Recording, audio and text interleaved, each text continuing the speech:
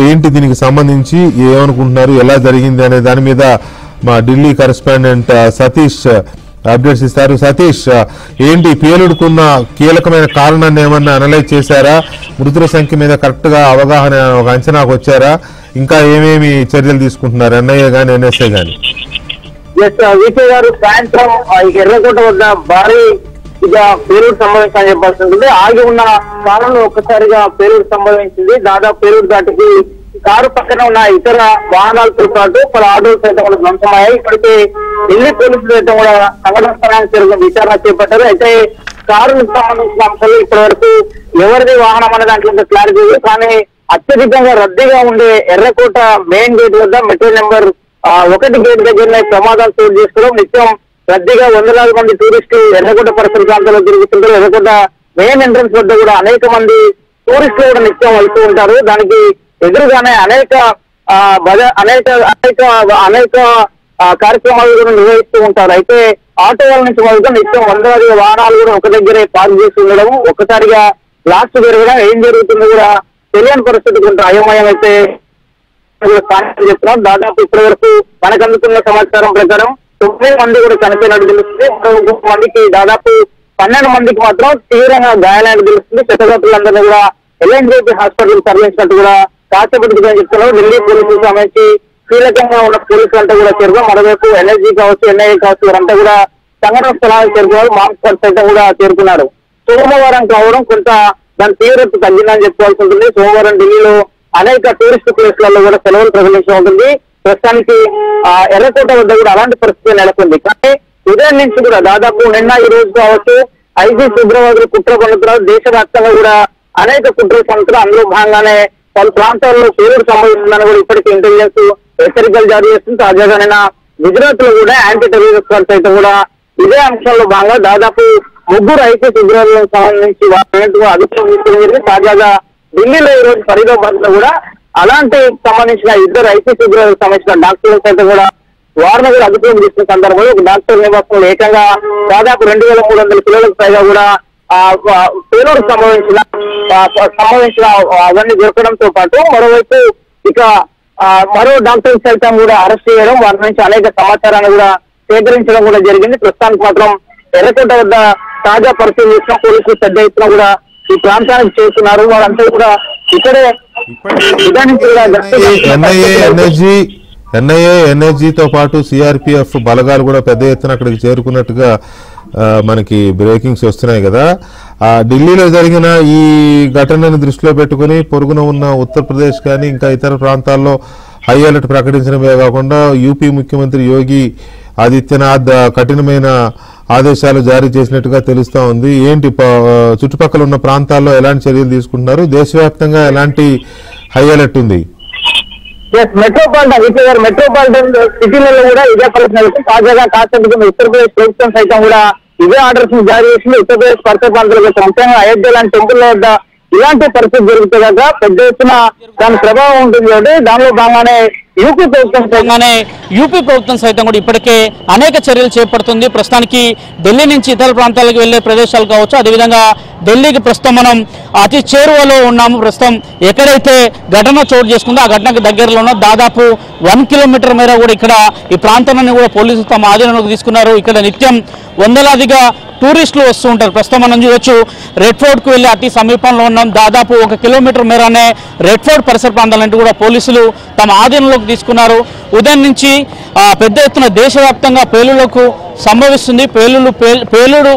పేలుళ్లు జరిగే అవకాశం ఉంది అనే ఉగ్రకుట్రలను కూడా పోలీసులు భగ్నం చేస్తూ వచ్చారు. కానీ ఎవరు కూడా ఊహించలేదు. వారంతా కూడా రెడ్ ఫోర్ట్ కి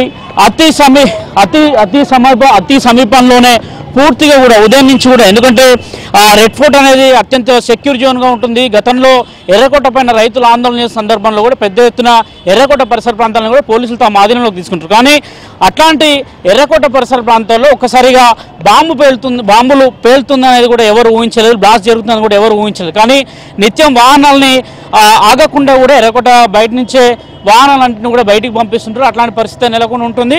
కానీ ప్రస్తుత పరిస్థితులు చూస్తే కాక ఉదయం నుంచి కూడా జరుగుతున్న పరిణామాలు కావచ్చు. ఇప్పటికే ఇంటెలిజెన్స్ వ్యవస్థ సైతం కూడా పోలీసులు హెచ్చరికలు జారీ చేస్తుంది. మెట్రోపాలిటన్ సిటీ లాంటి ఏరియాలో సైతం కూడా పోలీసులు అందరూ కూడా జాగ్రత్తగా ఉండాలని కేంద్ర ప్రభుత్వం ఇప్పటికే కేంద్ర ఇంటెలిజెన్స్ వ్యవస్థ ద్వారా హెచ్చరికలు జారీ చేస్తున్న నేపథ్యంలో కూడా దాదాపు రెడ్ ఫోర్ట్ని ఎంచుకోవడానికి గల కారణాలు ఏంటి, ఒకవేళ రద్దీగా ఉన్న ప్రాంతాల లేదంటే పోలీసులు దీన్ని గుర్తించలేదా అనేది కూడా కొంత ఒక ప్రశ్నార్థకంగా మారిపోయిందని చెప్పాల్సి ఉంటుంది. కానీ ఎక్కువగా రద్దీగా ఉండే ప్రాంతాలు, ముఖ్యంగా ఎర్రకోట పరిసర ప్రాంతాలు అత్యంత రద్దీగా ఉండే ప్రాంతాలు. సోమవారం కావడం కొంత రద్దీ తగ్గడం, ఎందుకంటే ఎర్రకోట పరిసర ప్రాంతాల్లోకి సోమవారం అయితే అనుమతి లభించారు. కానీ ప్రస్తుతం మనం విజువల్స్లో చూడవచ్చు, ఈ ప్రాంతాన్నంతా కూడా పోలీసులు తమ ఆధీనంలోకి తీసుకున్న పరిస్థితి కనిపిస్తుంది. దాదాపు 1 కిలోమీటర్ మేర కూడా రెడ్ ఫోర్ట్కి వెళ్ళే రహదారులన్నీ కూడా మూసివేశారు. దాదాపు బాంబ్ స్క్వాడ్ అంతా కూడా సంఘటన స్థలానికి చేరుకున్నారు. వారంతా కూడా ఇప్పటికే పరిశీలిస్తున్నారు. అసలు బ్లాస్ట్ గల కారణాలు, ముఖ్యంగా ఐసీసీ ఉగ్రవాదుల యొక్క పాత్ర ఏమైనా ఉందా? ఎందుకంటే దాదాపు గడిచిన 2 రోజుల నుంచి కూడా దేశంలో అనేక ప్రాంతాల్లో కూడా బాంబు పేలుళ్లకు పెద్ద ఎత్తున కుట్ర.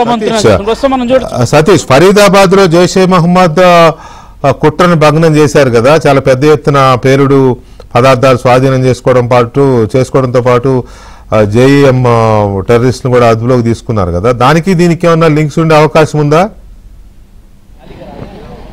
ఎస్, ఖచ్చితంగా వికే గారు. దాదాపు నిన్న గుజరాత్లో కూడా ఎట్ ఎ టైము కేంద్ర ఇంటెలిజెన్స్తో పాటు ఈరోజు ఫరీదాబాద్లో మీరు చెప్పినట్టు ఒక డాక్టర్, మొదట అనంతనాగ్లో ఒక డాక్టర్ని అదుపులోకి తీసుకున్నారు. అనంతనాగ్లో డాక్టర్ ఇచ్చిన సమాచారం ప్రకారమే ఫరీదాబాద్లో ఉన్న డాక్టర్ని సైతం కూడా అదుపులోకి తీసుకున్నారు. మొదట ఫరీదాబాద్ డాక్టర్ని అదుపులోకి తీసుకున్న సందర్భంలో వారి నివాసంలో దాదాపు అమోనియం నైట్రేట్కి సంబంధించిన పేలుడుకు సంబంధించిన వాటిని అన్నింటినీ కూడా మొదట అక్కడ అరెస్ట్ చేసిన సందర్భంలో అవి పోలీసులు స్వాధీనం చేసుకోవడంతో పాటు ఒక పిస్తల్ని సైతం కూడా పోలీసులు స్వాధీనం తీసుకున్నారు. చూడొచ్చు, దాదాపు ఎర్రకోటకి వెళ్ళే పరిసర ప్రాంతాలంతా కూడా ఎక్కడ చూసినా అంబులెన్స్ల సైరన్లే కనిపిస్తున్నాయి. పోలీసులంతా కూడా ఈ ప్రాంతాన్ని అదుపులోకి తీసుకొని ప్రస్తుతం చూస్తున్నారు. దాదాపు ఫరీదాబాద్లో ఈ డాక్టర్ను ఈరోజు అదుపులోకి తీసిన సందర్భంలో ఆయన నివాసంలో పిస్తల్తో పాటు ఇతర ఆయుధాలు కూడా లభించనేది కూడా పోలీసులు చెప్తున్నారు. దాదాపు ఇప్పటి వరకు మొత్తం నిన్న ఈ రోజు కలిపి 5గురిని అదుపులోకి తీసుకున్నారు. అందులో హైదరాబాద్కు సంబంధించిన ఒకరు కూడా ఉన్నట్టు కూడా నేను అధికారికంగా అటు గుజరాత్ యాంటీ టెర్రరిజం స్క్వాడ్ సైతం కూడా ప్రకటన చేయడం జరిగింది.